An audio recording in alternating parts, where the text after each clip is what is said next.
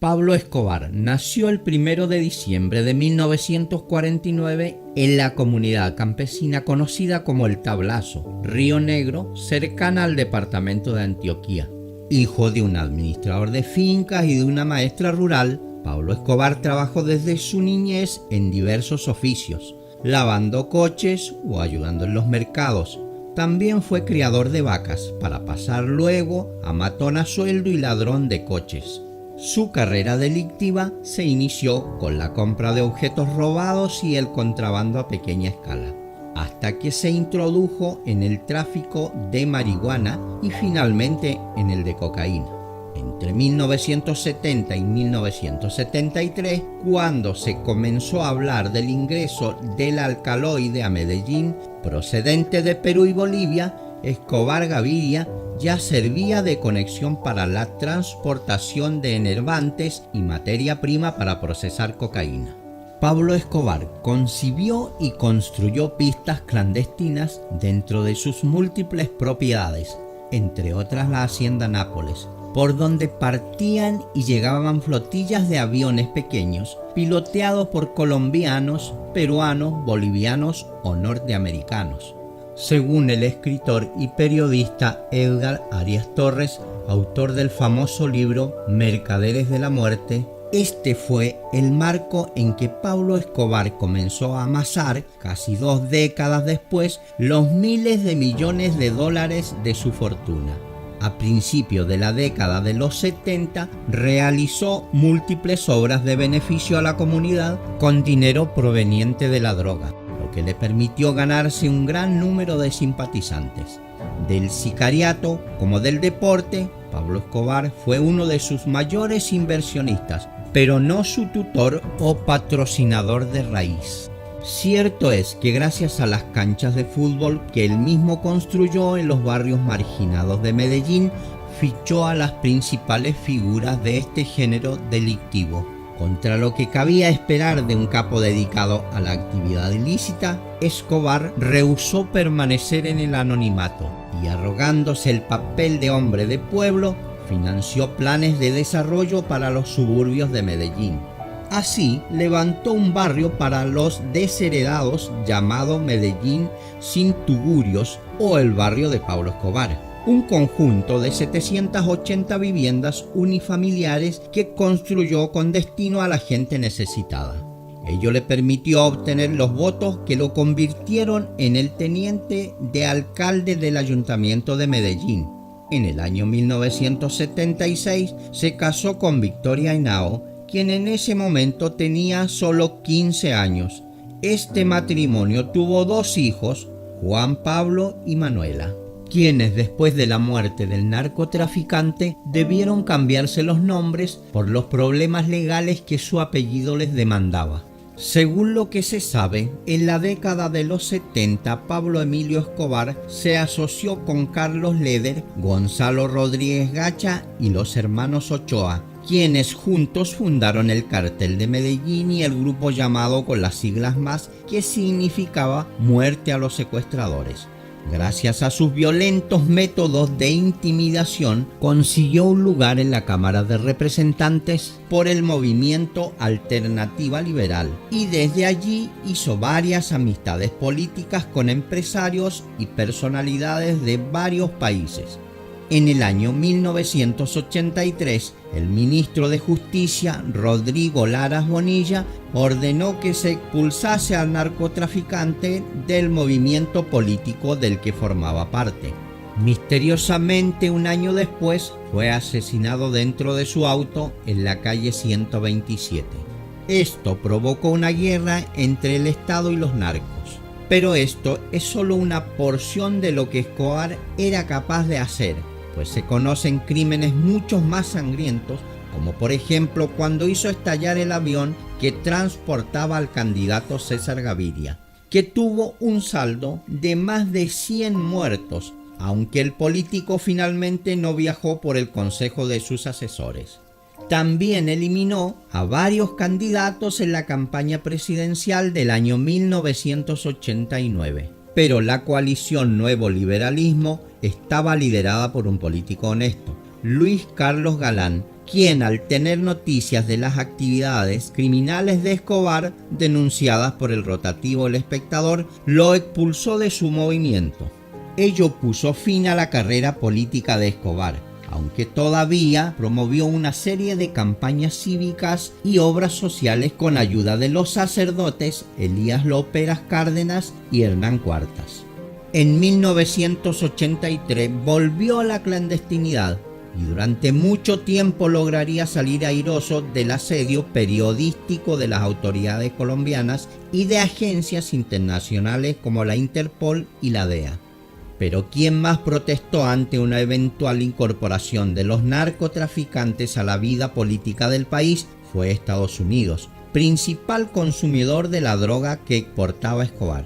El gobierno norteamericano comenzó a ejercer fuertes presiones en la política colombiana a través de la DEA, Administración para el Control de Drogas, oficina dependiente del Departamento del Tesoro de los Estados Unidos, dedicada a la persecución y control del narcotráfico. El embajador norteamericano en Colombia, Lewis, también fue el encargado de rechazar cualquier acercamiento con los narcos y pidió de manera formal su extradición como medida inmediata, vinculando ya entonces al narcotráfico con la guerrilla. Se dio un gran debate a favor y en contra de la extradición. Los narcos, en cabeza de Pablo Escobar, acuñaron una frase famosa: preferimos una tumba en Colombia a una celda en Estados Unidos. La situación no mejoró bajo la presidencia de Virgilio Barco. Seguía pesando la amenaza de extradición sobre Pablo Escobar y otros jefes mafiosos, que empezaron a ser llamados los extraditables y siguieron llenando de cadáveres el país, convirtiendo la acción criminal en un mecanismo de extorsión y presión contra el Estado. El cartel de Medellín sembró el pánico colocando coches bombas en las principales ciudades para obligar al gobierno a abolir la extradición de colombianos a los Estados Unidos. Sus sicarios protagonizaron multitud de atentados y asesinatos, algunos de ellos masivos, que conmovieron a la opinión pública mundial. En 1989, en un atentado contra la sede del Departamento Administrativo de Seguridad, perdieron la vida alrededor de 70 personas.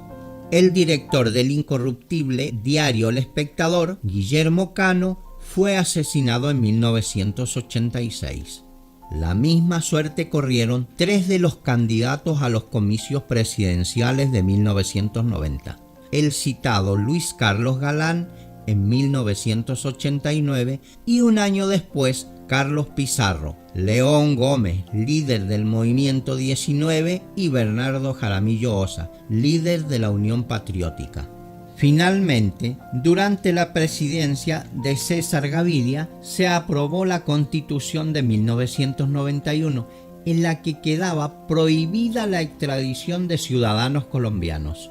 La inclusión de esta norma, que molestó a los Estados Unidos, suponía una garantía de máximo nivel jurídico y dio pie para que Pablo Escobar y otros miembros del cartel de Medellín, como Jorge Luis Ochoa y sus hermanos, decidieran entregarse a la justicia colombiana.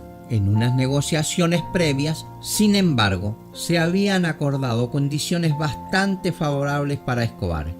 No ingresaría en una cárcel corriente junto a otros delincuentes, sino en una nueva que el propio Escobar construyó con su dinero en unos terrenos de su propiedad cerca de la ciudad de Envigado.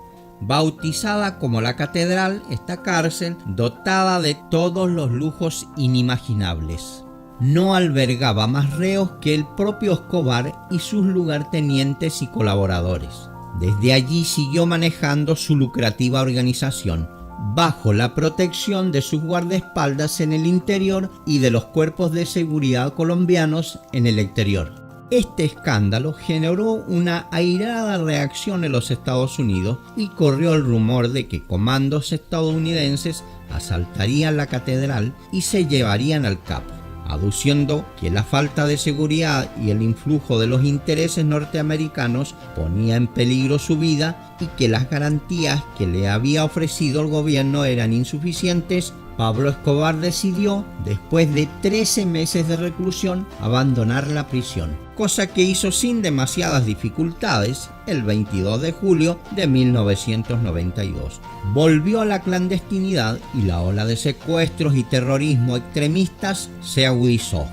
Pero esta nueva etapa también afectó a la familia del narcotraficante, ya que fue objeto de las acciones violentas del autodenominado Grupo de los Pepes, perseguidos por Pablo Escobar, que iniciaron una campaña de ataques contra las propiedades, familiares, abogados y asociados del delincuente. En esta oleada de atentados cayeron varios de sus hombres de confianza y la familia Escobar inició una búsqueda en la que se intentó encontrar una nación que quisiera recibirlos como refugiados políticos. El gobierno de César Gaviria, mientras tanto, ofrecía jugosas recompensas por cualquier dato acerca de su paradero. Durante más de un año logró eludir su captura, hasta que finalmente, el 2 de diciembre de 1993, cuando acababa de cumplir 44 años, fue abatido a tiros por 15 policías del bloque de búsqueda, grupo especialmente constituido para su captura, en el tejado de su casa en el barrio La América en Medellín, tras ser localizado al hacer unas llamadas a su familia. Un disparo en la cabeza concluyó con la vida de quien fue en su momento el hombre más buscado del mundo. Sin embargo, pese a los años que pasaron, todavía se discute quién apretó el gatillo que pondría fin a la vida de Pablo Escobar Gaviria. Son varias las teorías y atribuciones que se han realizado sobre cómo fue la muerte de uno de los narcotraficantes más famosos de la historia, y algunas de ellas chocan con la versión oficial contada por las autoridades colombianas en su momento. Otra versión señala que fue un oficial de la policía el que acribilló al entonces líder del cartel de Medellín.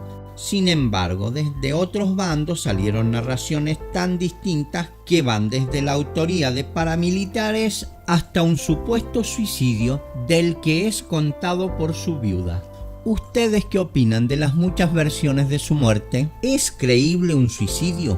Te invito a dejar tu opinión acerca de esto en la caja de comentarios. Recordando los años que ha durado el matrimonio del patrón con la tata, como le decían en la familia, la mujer relata todos los sufrimientos que ha tenido que soportar, amantes que su marido casi no intentaba ocultar, atentados, huidas y miles de momentos angustiantes, incluso una violación por parte del propio Escobar. Victoria no puede dejar de entreverar el amor y el odio. Si bien ella asume casi desde el comienzo que su marido ha sido un sádico, un asesino y uno de los más temibles delincuentes de la historia, no puede alejarse del amor que le tenía. Incluso consigue elevarlo cuando relata que el patrón decidió suicidarse para salvarles la vida. ¿Cuál es la verdad de su muerte? No lo sabemos. Lo que se sabe de verdad es que el famoso Pablo Escobar murió el 2 de diciembre de 1993 con 44 años recién cumplidos en la ciudad que convirtió en su refugio y trinchera. Hasta acá el video de hoy. Si te gustan estos tipos de videos documentales de crímenes o misterios, te invito a suscribirte activando la campanita para que recibas la notificación cada vez que suba un nuevo video. Nos vemos en el próximo video.